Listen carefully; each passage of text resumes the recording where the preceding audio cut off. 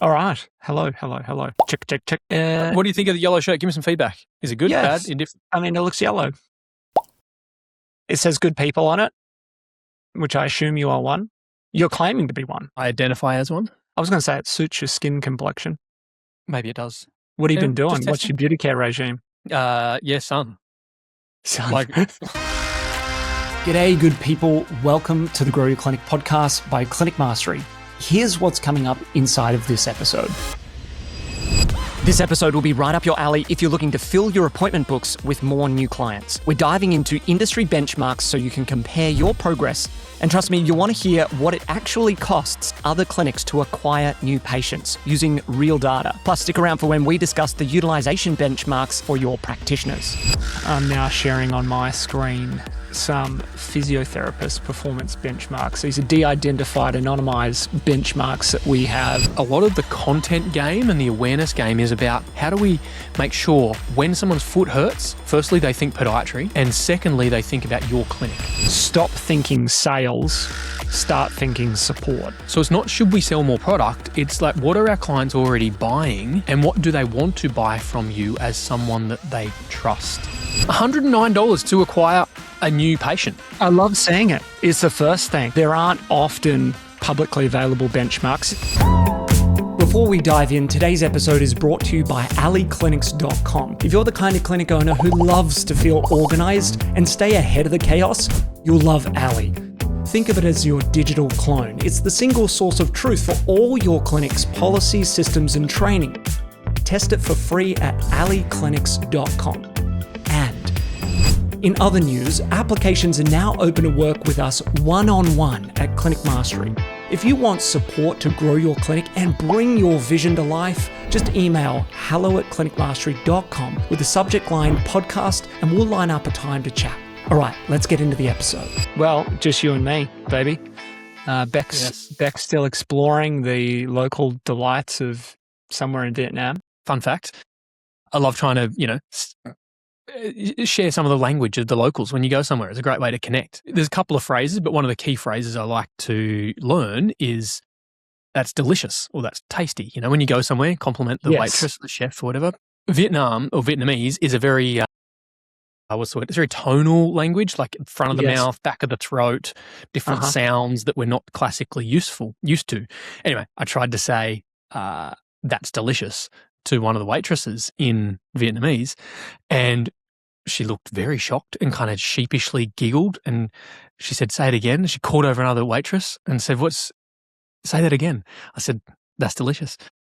And then they called over someone else who spoke English finally, and they said, what did you say? You can't say that, sir. But what did you say? I said, that's delicious. She said, oh, no, you didn't. You said, she's delicious. And they're like, I was with Christina. She's like, is this your wife? I'm like, yeah. Like, that's not what I meant. I meant the food's delicious. But, and it was just one little tonal shift shifts everything. Points for trying. It's not the first time you've put your foot in your mouth, but that's funny. Well done. Well done. Well, let's get into it. J.O.B, great to be back on the call with you. We are going to talk all things numbers here, adding some context, some reference points for folks thinking about the numbers.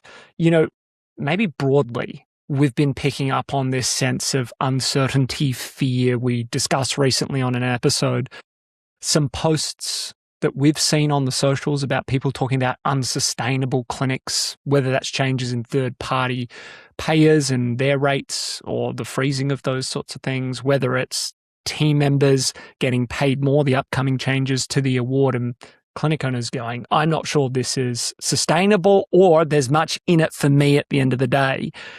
And we always talk about control the controllables. What are the things that you can make decisions on, that you can perhaps even influence? And I think we see our fair share of folks that set the bar too low for their therapists and then have a very hard time changing the expectations of, billable services or billable hours, service hours per week or appointments per week, revenue targets. And they kind of have to learn the hard way that it's not sustainable. And so one of the things that clinic owners could explore in making their business more sustainable are what are the targets? What are the key performance indicators that we set for our therapists so that they can grow and progress in their career? We can pay them more, and also that makes the clinic more sustainable. So we're going to share in this episode some benchmarks from real clinics that may give you a reference point. Now, we're going to speak specifically to marketing and then specifically to some of the client care stats for physiotherapists. We've got plenty more on all other professions, but stick around even if you're not a physio-based clinic, because some of the stuff I'm sure we'll talk about here, J.O.B, will help you have the conversation with those team members when setting or resetting those expectations. For members listening along, we'll also introduce and share where to go in the relevant resources you have at your fingertips to go deeper on this, because the podcast just gives you a little sort of whet the appetite, whet the palate type thing. Whet the appetite. Wet, and where you can go much deeper in your coaching, the resources available too. But before we go any further, J.O.B, just to throw over to your desk, anything of note that you want to share with folks? Oh, there's always lots to share. There's a couple of spots left for our August intake. So if you want help to fill your books, grow your team, boost your cash flow, and ultimately grow a clinic for good, we're here to help. Elevate for those clinics in the 10 to 40K a month range, or if you're over 40K a month and you're really looking to scale up, maybe you're the bottleneck, you need to come off the tools, we need to implement some leadership, recruitment, whatever the case may be. We have a couple of spots left for August, a small number. So you can email me, jack@clinicmastery.com, no AU, no AI, just jack@clinicmastery.com. Would love to have a conversation. We've had a number of folks join us in the last week or so since we were on the pod. And then also Ali. You can head over to aliclinics.com. You can have a free trial over there. We can dashboard your data. You can house your resources, mentor your team. Ali's the place to be. What else, Ben? Number of workshops, both digital and in-person. A number of in-person things coming up. We recently did a workshop on the sunny coast. I'm heading over to Perth in a couple of weeks, and we'll do a large Grow Your Clinic intensive over there. We're coming to Adelaide. That hasn't even been... This is breaking news, Ben. We're coming to Adelaide. I'm coming to Adelaide. You're in Adelaide. Australia. Well, yeah, some may say. The residents seem to say. So that's coming in September. Yeah.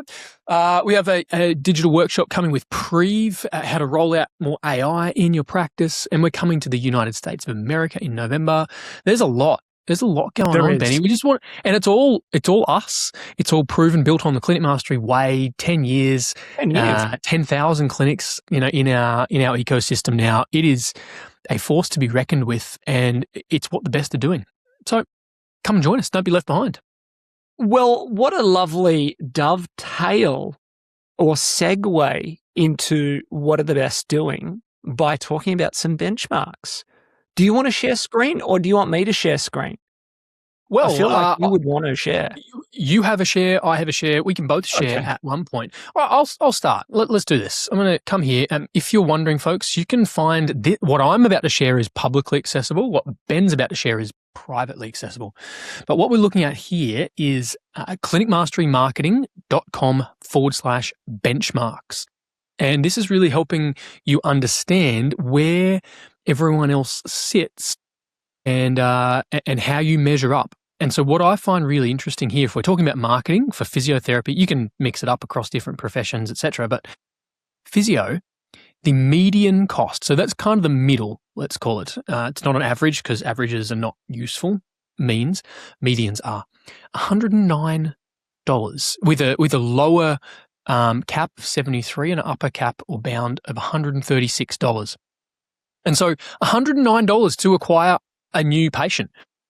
First reactions, Benny. Give me a blink. What's your read on that? Good, bad, indifferent? Don't know. I love seeing it. It's the first thing. There aren't often publicly available benchmarks. This is based off of all the clinics that we work with in running their marketing for them in a done-for-you service. And we're sharing these so that you understand when you're making decisions around your marketing allocation, how much should I budget and how does that align with my targets? 109. So we got the range there, you said, of $73 to $136, and the median is 109. Of course, we'd love to be at that $73 mark or thereabouts. That's where you'd love to be. But 109, interesting. I would have thought it would be a little bit lower in the sense, but it is what it is. And you see these seasonal fluxes in the cost going up or down. I guess contextually it matters to you as a clinic owner when you compare it to your lifetime value of a client, right. On average, how much you can be generating really from a client, and how does that compare? Yeah, so that's looking over here. Again, this is just for paid media buying, paid ads, Google ads being the predominant one here. So, of course, in a clinic across your mix, you'll get free word of mouth referrals, and you'll get, partnerships and professional referrals. This is just for paid. And we can see here that the typical fee is $129 and typical PVA of 6, which means a return on investment of 7.1x. Or if that client is ultimately worth $774 to your practice for $109 acquisition cost. So interestingly, it's quite a spread. When I look at that 73 to 136, that's quite a spread. Nearly right? Double. Yeah. And so it shows me that there's a lot of opportunity for clinics to get this right or get it wrong. Because there's a big difference, right? Like, put it this way. If a client is worth $774 and you're making let's call it a 10% profit margin, right? Of course, you would expect to do better than that, but let's just use it for the example. You're making $77 profit at 10%, right? And if we come back to that acquisition cost, if you're paying $140 instead of $70, you're spending an extra $70 on acquisition. That's your whole margin. And so by getting your acquisition wrong, that is where you either make or break your profit. Does that make sense? Yep, it does. Do you know what'd be really cool? Can we go through a few more of those? Because I know we've got quite a varied listener base. You mean the other professions? Yeah, is that all right? Yeah, just while we've got them. So the next one we got is psychology, and it is higher. It's $121 as the median cost to acquire one new patient, with the band sitting at $95 on the lower end up to $155 on the upper end. Which, again, like you look at that in isolation and you go, oh, gee, podiatrists are paying more. Oh, it's a big range. Oh, that's a lot to acquire a client. Well, a lot is only relative. Is this podiatry or psychology? Psychology. Did I say podiatry? I meant psychology. Yes, yeah, that's all right. That's all right. Yeah, like things are only a lot or not much in relativity, right? In isolation, you can't tell me that that's a high acquisition cost. If I said to, dare I bring him up, the masochist Elon Musk, a tech fascist rather. If we bring up Elon Musk and I said, Elon, would you pay $121 to acquire a Tesla purchaser? He would say, of course, like that's a bargain, right? But if we went to someone selling, a pair of shoes, right? They're selling a $300 pair of shoes. Would they pay $120 to acquire a new client? No, that's a terrible use of funds. So it's all relative. Are you selling shoes or are you selling a Tesla? Big difference. And what I'm getting at, Benny, is in psychology, we typically see consult fees a bit higher. Client visit average, patient visit average slightly higher. And so in this case, we see that the return is actually 21x acquisition cost compared to, back to the physio one, of a return of 7.1. So sure, psychology acquisition cost is higher, but the return is 3 times as good. So in this case, $121 is cheap compared to the physio. All right, let's skip along to, we've got podiatry, osteopathy, chiro, speech, and OT. Looking here at podiatry now, $85 acquisition cost, much lower than physios, and the band even drops lower. So again, podiatrists, there's good upside, good opportunity here. Again, looking at this typical data across dozens and dozens of clinics, the return sits at 8.3. I don't know about you, Ben, but when I look at this and go, typical visits is only 5 for a podiatry clinic, that's that's not where it needs to be to optimize Yes. client care. And we're going to add to that in a moment. We've got some physio specific benchmarks. We also do have podiatry. We're not going to go through them today, and several other professions. But that is interesting. 5, as you said, it's on the lower end, right? And just to capture here for those listening in, the range for podiatry is $60 on the low end to $135 on the high end, with $85 being the median. Again, primarily through the Google Ads service. Yeah. If we skip through to chiro, quite a narrow band for chiropractors, 80 at the bottom, 100 at the top, and 90 is the median. But again, PVA now of 12 compared to podiatry at 5 makes a meaningful difference to the return on investment. Let's do speech and OT as well, and then we'll put a wrap. Yep. So speeches here, we can see that the typical fee for speeches is pinned at around that NDIS gazetted rate of roughly $194. And so again, $115 acquisition cost might sound high. Again, for speeches who have, I'll say traditionally, but at least in the last 5 to 10 years, not had to pay much, if any, to acquire a client, yes, to now have to pay $115 feels like a lot of, and maybe you need 20 new clients a month, and you go, you want me to spend how much on ads plus the management? Like, you want me to spend $2.5–3 grand? That's a lot of money. It's like, well, okay, maybe it is, but when a client is worth $4,000 to you, or rather $2,500, if you're going to spend $115 to get $2,300, you'd do that every day of the week, right? Yep. Makes a lot of sense. So that's speechy. And OT is similar, slightly lower acquisition cost for OT, but in the same ballpark, a band of $80 to $120 and a return on investment of 15x is very good for OTs. Super interesting to see these numbers here and just see where you compare, also see the range that's there in front of you. How do you reconcile the stats that we're seeing here, J.O.B, with some of those things? I know you broadly categorize them as free, but whether we're paying someone's salary to do those activities, whether it's a receptionist or a practice manager in navigating some of the referral partnerships with schools or kindergarten, sports clubs, or professionals, or whether it is some practitioners on the team allocating some of their week to do these other things that generate the word of mouth that maybe broadly we see as free. Yeah, how much do you sort of read into these numbers as the cost to acquire and then put it in the context of maybe like a blended investment on marketing to generate new clients? It's interesting. I don't particularly like thinking about the blended acquisition cost because it's not helpful. It doesn't change our decision making. Now, do we want more, quote, free clients or lower acquisition cost clients? Sure.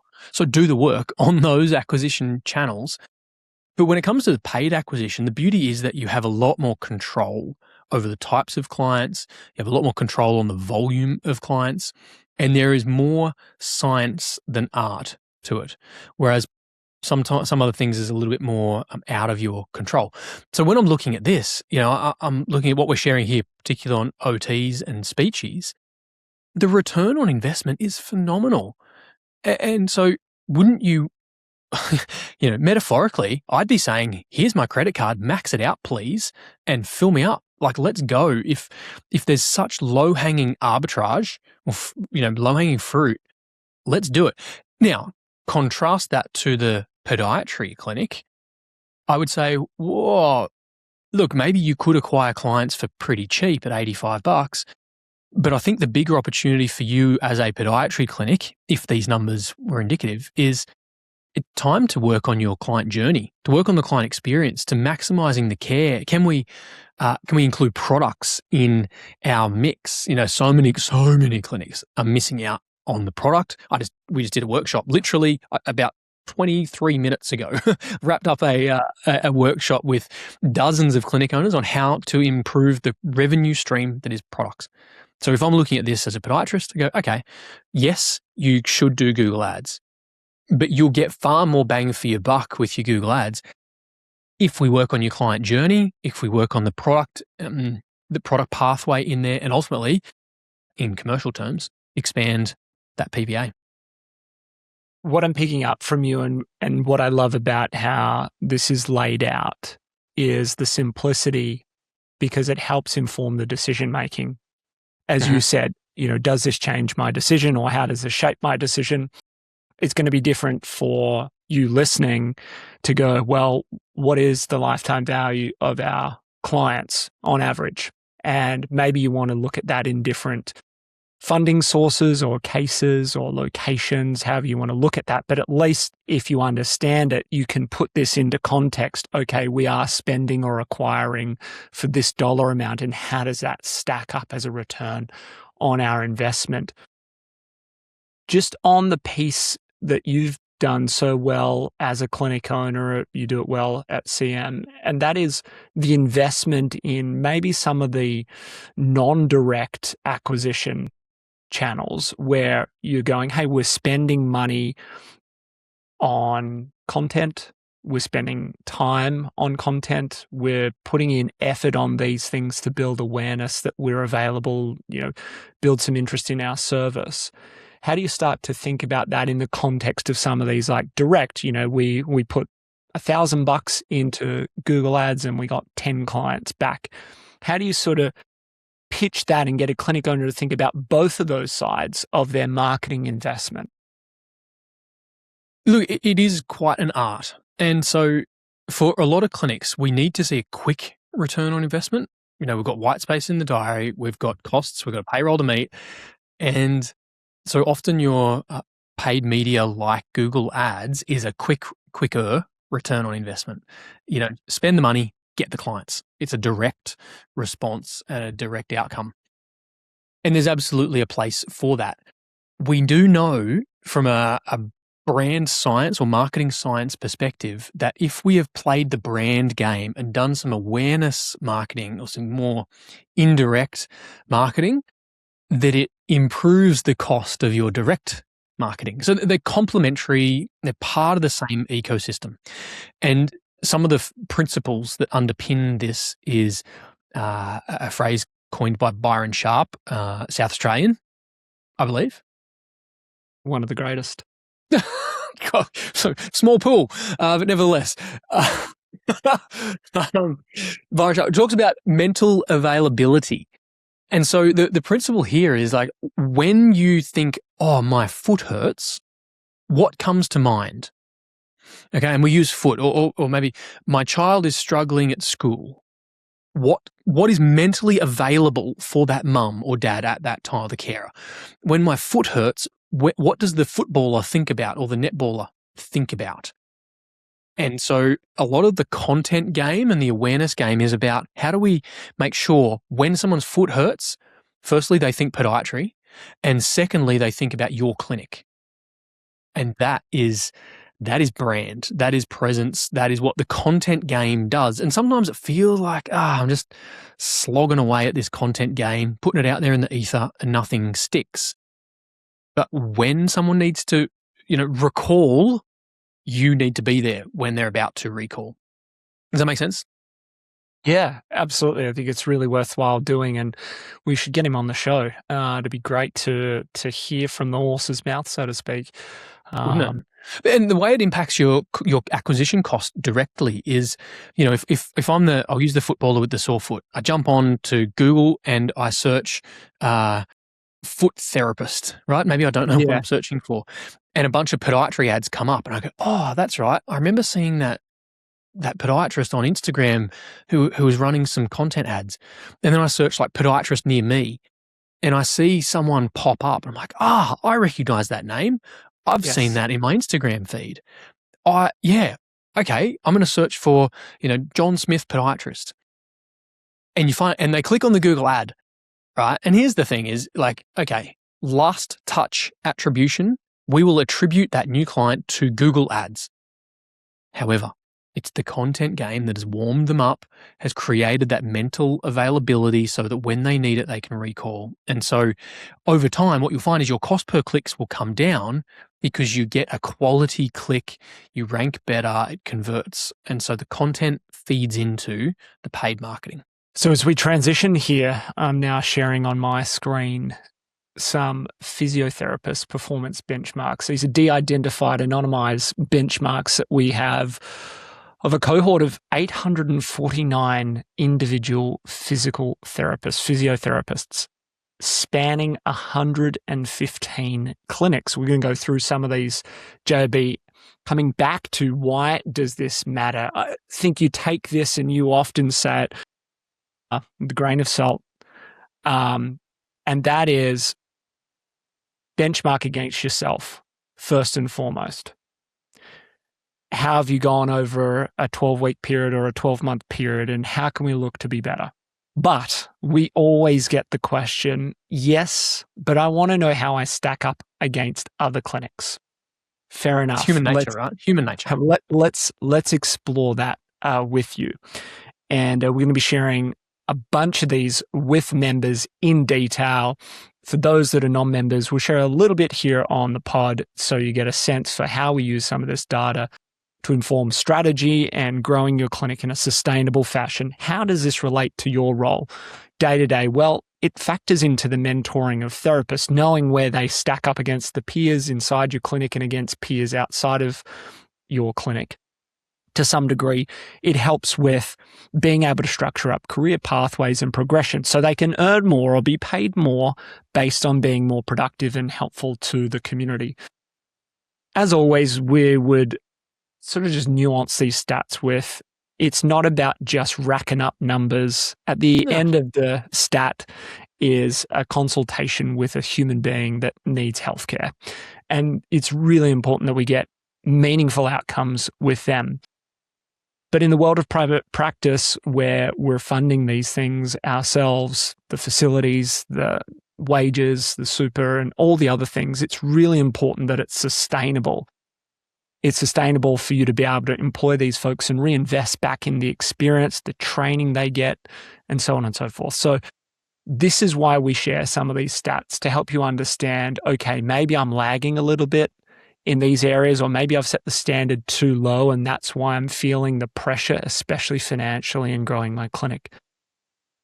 So J.O.B, here we have some of the stats. I'll just scroll down here. We're going to start with revenue-related benchmarks, and you and I have discussed, so often clinic owners are looking at utilization, and that measures time, which can be useful because ultimately, in a very blunt fashion, we're pretty much selling time.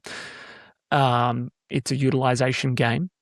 But the ultimate sort of commercial outcome of time that's been used and used well is a billable minute or a billable dollar has been generated. So revenue's the ultimate version of utilization. It is. So here we look at total revenue. This is spanning a 12-week period. We've got data much longer than this, but over the 12-week period, the average revenue generated by an individual physiotherapist was $41,333. When you go to folks that are in the top 20% of earners, it's up at $60,000. Big difference. Which is a big, big difference. Now I hear the statisticians and that going, how do we break this down by FTE and, so on, years of experience, etc. We can definitely go into depth on that, but just directionally, you get a sense for the average here compared to the top 20%. What does that look like on a weekly basis? Well, the average physio is doing $3,400 if I just do a little bit of rounding. But if you're in the top 20%, you're doing $4,800. That's a big difference. Huge. What's interesting here is, and you've just completed the workshop on products and how they support the client care journey and the plan that they're going under, is that product revenue is so much lower than I thought it might be for physios in this cohort. Remember, It's 849. I'm a physio. I can say this. That is embarrassing. That is very low. I thought physios were the kings and queens of delivering good products to complement therapy. Well, the thing is they can be, right? Because, look, I say this with respect to other professions, but the physio treats the whole of the body. It's quite a broad profession in that sense. And so it's not like as compared to OTs who classically, I say stereotypically, only work with hands or upper limbs, or podiatrists who work with, I don't know, is it lower limbs, Benny, or is it below the knee, below the ankle? Depends. I think it's below the tibial tuberosity. Okay, maybe it includes some knee rotation elements, but I think the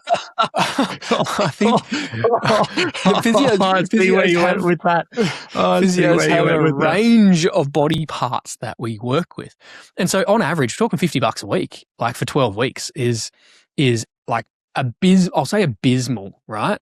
And if I can share my screen, I'm going to interrupt your share with a share here. And again, folks, if you're listening to this, please come along, watch on the YouTubes.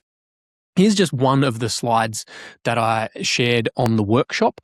And I will not be going through the whole deck because people paid to be there. Our workshops are paid and this content is available for our members on the inside. But we need to stop thinking about how do we sell more products and more about how do we support our clients. If you're seeing someone for an hour per week, and classically humans are awake for 100 hours per week, you have input into 1% of their week. And we can incorporate products so that we can influence more than just 1% of their week, right? And it's like, so it's not should we sell more product? It's like, what are our clients already buying and what do they want to buy from you as someone that they trust? Over time, there's, again, a number of different slides here and scripts that we could go into. I liked just the framing, on that slide you had before the first one. Stop thinking sales, start thinking support. Just a really elegant reframe. And you put there around the trust, they already trust you. Do you know the thing that really stuck with me when a mentor had shared their perspective on products and sales in care was just this line that people have already taken time out of their busy day. They've left work typically to come to an appointment.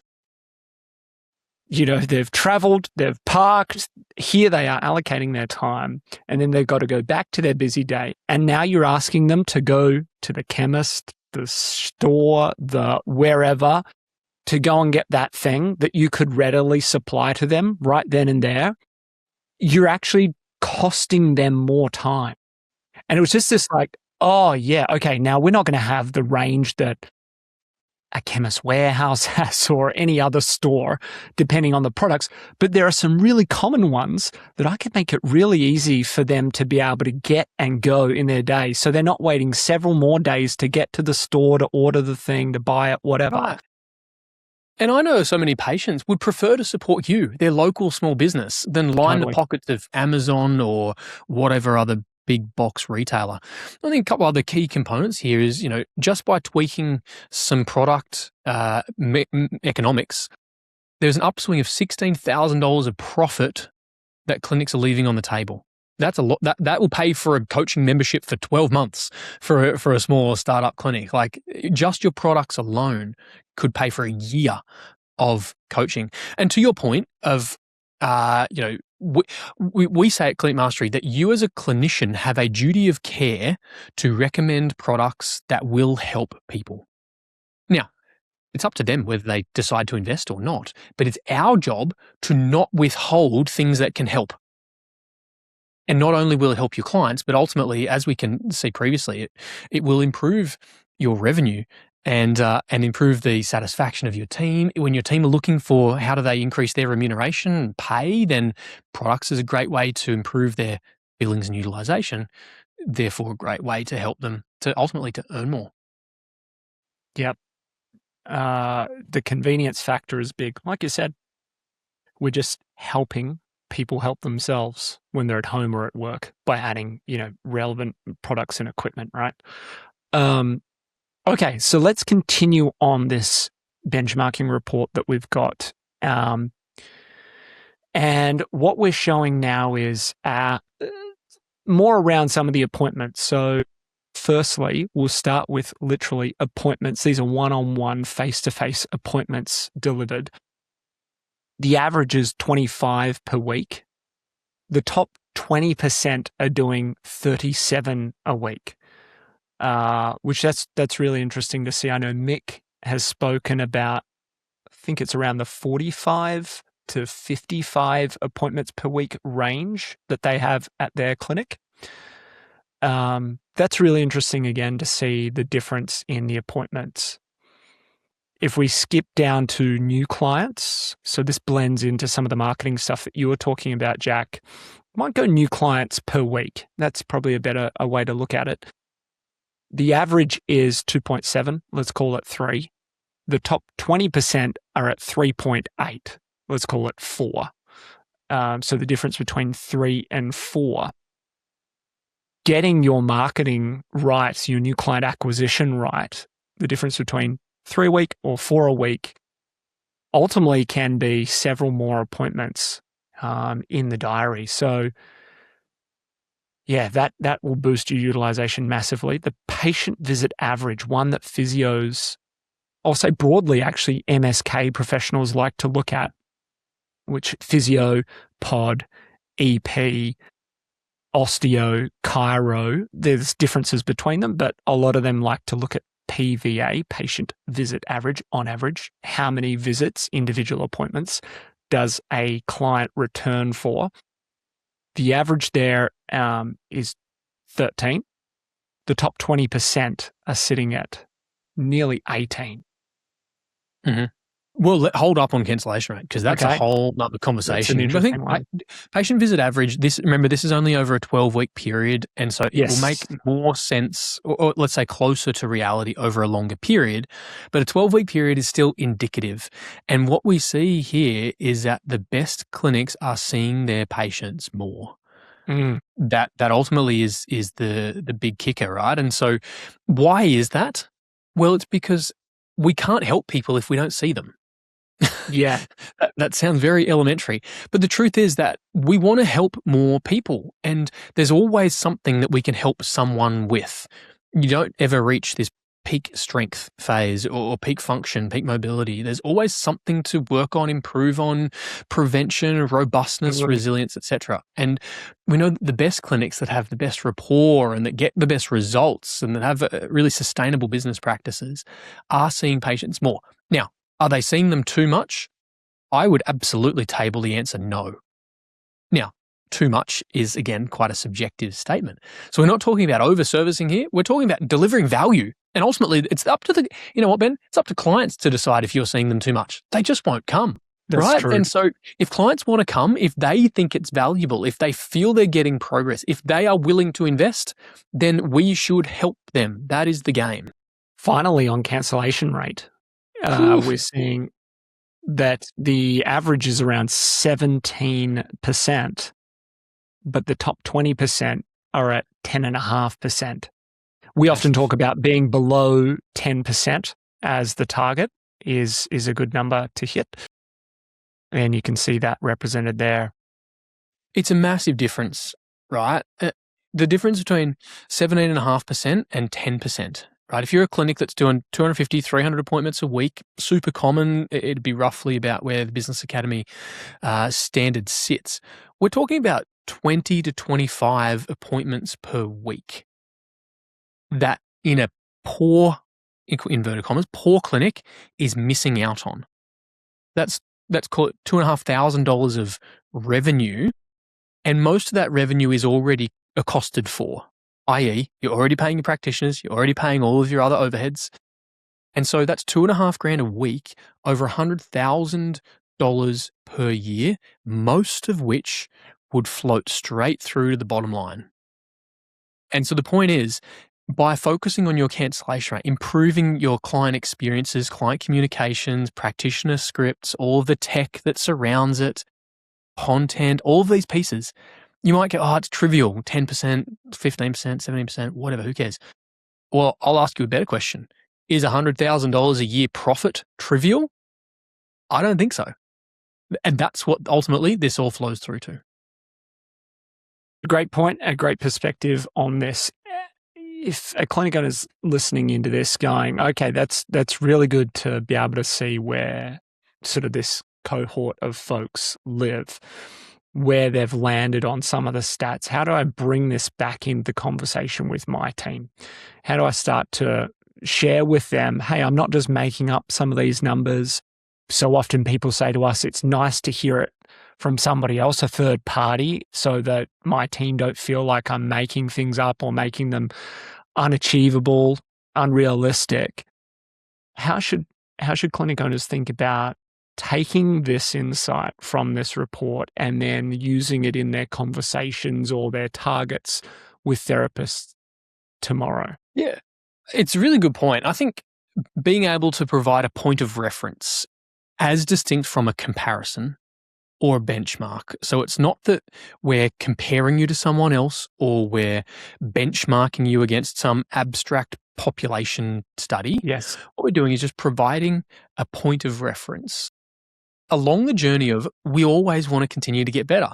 And so if I'm leading a clinic and mentoring my clinical team, it's like does anyone here want to get worse at your job? No? Okay, good, right?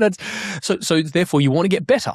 Okay, so let's see what the best are doing. Let's find where our, I'll say, lowest performing indicator is individually and collectively, and let's just work on that.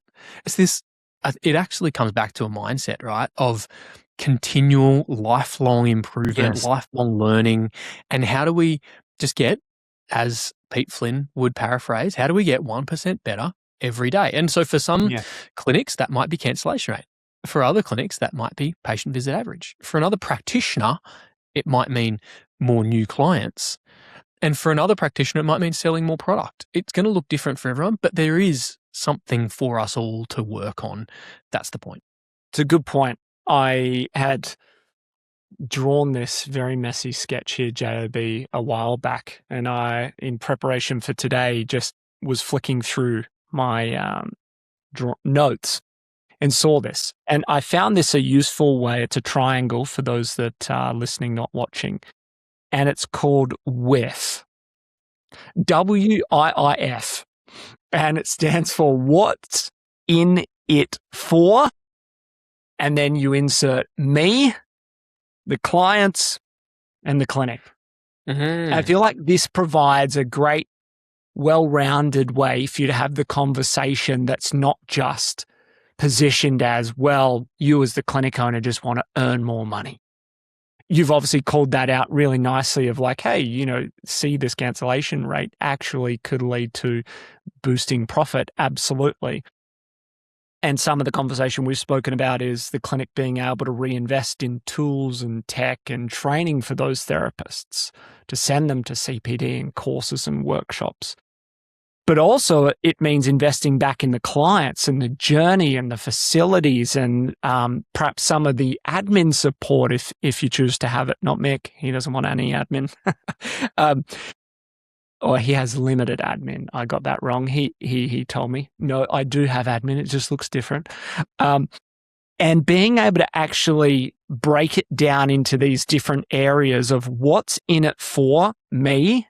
And typically, if you can answer that from a therapist perspective, you'll go a long way to getting them on board with targets or key performance indicators or benchmarks. Okay, well, what's in it for the clinician? If we're talking about like, I want to lower your cancellation rate, what's in it for the clinician? It's a great point.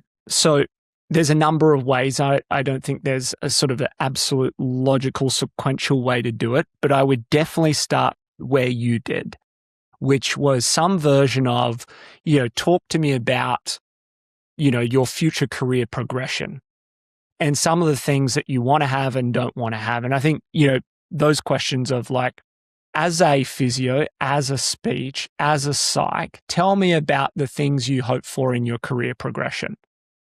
I want to learn these skills. I want to be trusted. I want to get referrals from people. I want to get good clinical outcomes. I want to have a good reputation, so on and so forth. Okay, cool. Well, are there ways that would be relatively observable or objective that would allow us to know whether you were making progress along those dimensions? Yes, Number of word of mouth referrals? Yes. Maybe some reviews? Yes. Net promoter score is this? Yes.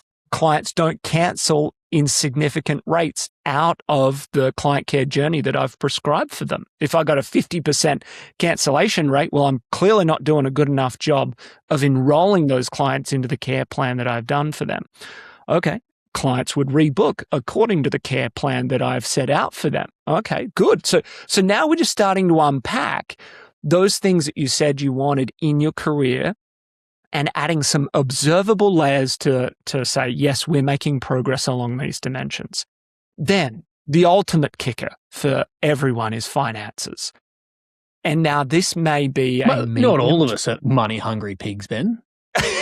Look, it is a driving force for a lot of folk. Understood. Let me just say the primal instincts come out for folks here when everyone says money's not their key issue until you start taking it off them. Correct. Or you start asking a few more questions and I just want to help people. And then you get to the source of it. You're like, yeah, I need to make more money. I want to make more money. So, which is fine. And to some degree, you could make a case and argue that the capitalist version is that it rewards people adding value to folks. And so the more people you impact, the more value you add, provided the system is set up in a way that reflects that, you too can receive some of that value. Anyway, I say this is a medium-term solution because we know it can take several weeks to figure out what's right for you and your clinic. If you haven't already got some version of a remuneration structure that actually rewards folks for being more productive, adding more value, helping more people, then that's a really great way to make it highly relevant for therapists to say, well, by crossing these thresholds, however you want to put it, by meeting these targets, by hitting these KPIs, however you want to phrase this, by progressing beyond this point, we're in a position where we're able to actually pay you more, whether that's increasing you up a salary band, whether that's adding some version of a reward, a bonus, a commission, whatever the case may be, on top of a base salary, we can do that. And so I think that adds significant what's in it for me relevance and importance for a therapist when we're talking about KPIs or benchmarks or laying out what their caseload and week might look like.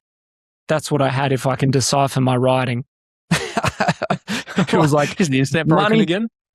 Money, income, that's all right. What's in it for me? Yeah, progression, pay, desire statement. I may actually be able to earn more by going on a tiered fee system if you can do that. I was speaking with the clinic owner last week who was like, hey, we got these sort of senior therapists that want to be able to earn more, but also want to change up what their week looks like. And one of the solutions was rolling out a tiered pricing system to reflect some of the special skills that they've learned, the niche client load that they've got. We feel that their fees for their services could increase because of the value that they're providing and the value they're creating for themselves in learning and being better therapists. So there was a mix there. There's also some of the other elements around their role, which are their ideal day, ideal week, ideal diary, ideal client, ideal pathway, and ideal capabilities or competencies to develop. For instance, we'd absolutely love you to be able to progress and see this demographic or type of client with these specialist problems, and therefore requiring specialist skills by sending you to that workshop, that CPD seminar, conference and training. What we need to see in order for that to happen is for you to hit these milestones along the way to say, yes, we can make this sustainable, and that to some degree unlocks or presents you with the opportunity to do so. So yeah, there's some of the points that I think we can use to make this more relevant to the individual therapists. I like it. That's awesome. Super practical and something for us all to be able to implement where appropriate. I've deciphered some more messy writing on my page. Here's the question that I often find myself posing, which is, how do you know that you're doing a good job? Because it actually is quite open-ended, and I think eventually leads to some version of using some of these KPIs and stats. But how do you know how do you know you've done a good job? And there's a bunch of subjective stuff, a bunch of objective stuff. I think what's important is we document it, capture it for that individual, and then we use that in what we do moving forward. I think so. Like we all want to get better. We all want to do a good job. Again, I don't think anyone wakes up in the morning and goes, I can't wait to do a mediocre job and spend more time than necessary scrolling on Instagram at work. Yes. You know, like we all want to do a good job. So I'd be actually curious, Ben. Ben doesn't know about this, folks. I'm about to surprise him. So if you're watching YouTube, watch him squirm a little bit. But if folks have particular questions about this or experiences, stories, we would love to hear from you. We would love you to comment on this episode wherever you might be listening on YouTube or Spotify, or something new that we've just implemented today is that you can send us a voice message. You can ask a question. You can chime in to the pod. And so you can head to speakpipe.com/grow your clinic podcast. I'll make sure that's all linked up in the show notes. But you can send us a voice message and you might get some airtime on the pod. Ask your question, give us some feedback, share your stories. But we would love to hear from you. Send us a voice message on speakpipe.com/grow your clinic podcast. Nice. I like it. Entering a bit of a talkback era. I think so. Yeah. It's human. This is the thing, right? Clinic Mastery built on humans. Yes. Built on humans. Good people. I like it. J.O.B. That's a nice surprise. I like it. Well, we might put a wrap on this episode. We've been able to cover some important benchmarks, put them in the context of some investment decisions, notably around marketing, notably around pay progressions and remuneration for your therapists, how to make that relevant to your individual team members so that they get on board with it, and just add some nuance around the mentoring framework that you might use to help them progress in their career. You can head over to clinicmastery.com/podcast for all the show notes here and check out previous episodes that relate to this, like how to set targets, a detailed walkthrough of your profit and loss so you understand the marketing and the wages section of your therapist in context of the overall business performance, and many, many more other very practical episodes. J.O.B, we'll say goodbye. Thank you. Bye-bye. Bye-bye.